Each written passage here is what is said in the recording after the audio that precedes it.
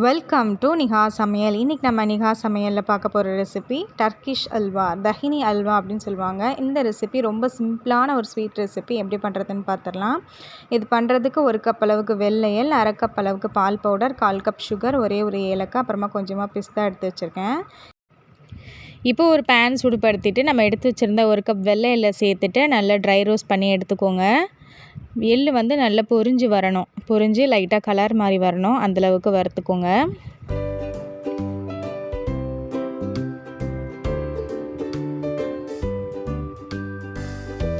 இப்போ இந்த அளவுக்கு வறுபட்டதுக்கப்புறமா நம்ம ஸ்டவ் ஆஃப் பண்ணிவிட்டு இதை நல்லா ஆற விட்டுறலாம். இப்போ நம்ம எடுத்து வச்சுருந்த 1/4 கப் சுகரும் ஒரு ஏலக்காவும் சேர்த்துட்டு நல்லா பவுடர் பண்ணி எடுத்துக்கலாம். அதுக்கப்புறமா நம்ம ஆற வச்சுருந்த வெள்ளையில் சேர்த்துட்டு பல்ஸ் மோடில் 2-3 டைம் சுற்றி எடுக்கணும்.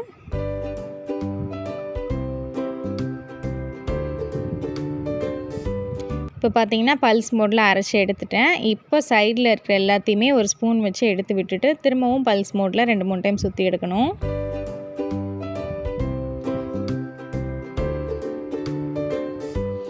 ரெண்டாவது டைம் நம்ம மிக்சியில் அடிக்கும்போது இந்த மாதிரி கட்டியாக வரும். நம்ம ஸ்பூன் வச்சு திரும்பவும் எடுத்து விட்டுக்கலாம்.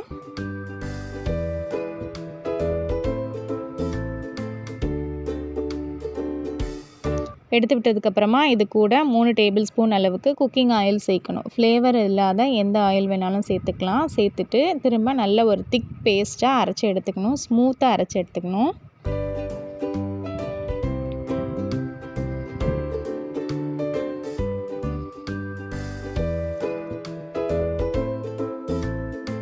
இதுக்கப்புறமா எடுத்து வச்சுருக்க பிஸ்தாவை நல்லா சாப் பண்ணி எடுத்துக்கலாம். அப்படி இல்லைன்னா மிக்சியில் போட்டு பல்ஸ் பண்ணி எடுத்துக்கோங்க.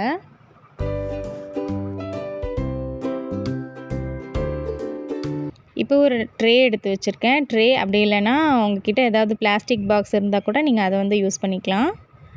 இதுக்கு மேலே நான் பட்டர் ஷீட் வந்து போட்டு வச்சுருக்கேன். அப்போ தான் கடைசியில் எடுக்கிறதுக்கு வந்து ஈஸியாக இருக்கும். இப்போ நம்ம கட் பண்ணி வச்சுருந்த பிஸ்தாவை ஃபஸ்ட்டு சேர்த்துக்கலாம். இப்போ ஒரு பிளேட்டில் நம்ம ரெடி பண்ணி வச்சுருந்த அந்த எள்ளு பேஸ்ட்டை வந்து சேர்த்துக்கிறேன்.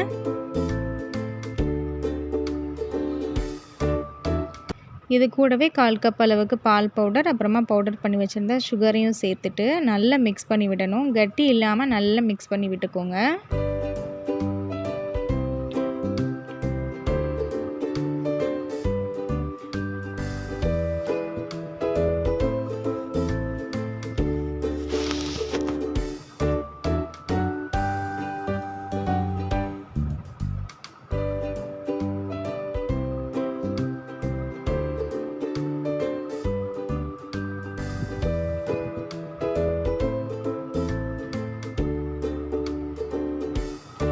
நல்லா மிக்ஸ் பண்ணதுக்கப்புறமா கையில் பிடிச்சா அந்த மாதிரி பிடிக்க வரணும். அப்படி உங்களுக்கு உருந்து போகிற மாதிரி இருந்துச்சுன்னா கூட 2 டேபிள் ஸ்பூன் அளவுக்கு ஆயில் சேர்த்துட்டு நல்லா மிக்ஸ் பண்ணி எடுத்துக்கோங்க. இப்போ நம்ம செட் பண்ணி வச்சிருந்த ட்ரேயில் வந்து இது எல்லாத்தையுமே சேர்த்துக்கலாம்.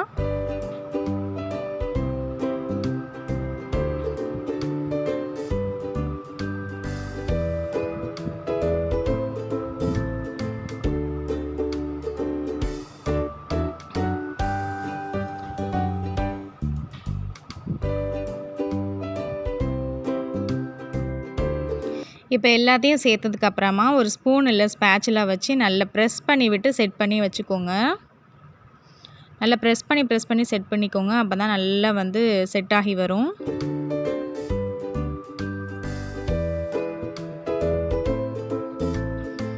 இப்போ நல்லா ஈவனாக ஸ்ப்ரெட் பண்ணி செட் பண்ணி வச்சுட்டேன். இப்போ ஒரு கவர் பண்ணிவிட்டு இதை வந்து ஃப்ரிட்ஜில் ஒரு 4 மணி நேரத்துக்கு வச்சுக்கலாம். அதுக்கப்புறமா நம்ம வெளியில் எடுத்து கட் பண்ணிக்கலாம். இப்போ 4 மணி நேரத்துக்கு அப்புறமா நான் ஃப்ரிட்ஜிலேருந்து வெளியில் எடுத்துட்டேன். இதை வந்து ஓப்பன் பண்ணிக்கிறேன். இப்போ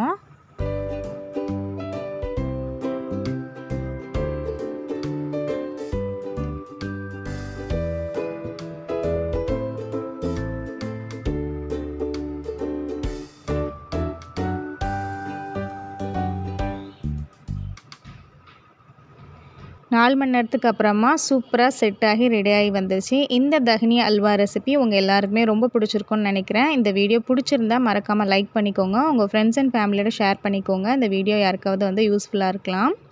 இதோட டேஸ்ட் வந்து ரொம்ப சூப்பராக இருக்கும். கண்டிப்பாக ட்ரை பண்ணி பாருங்கள்.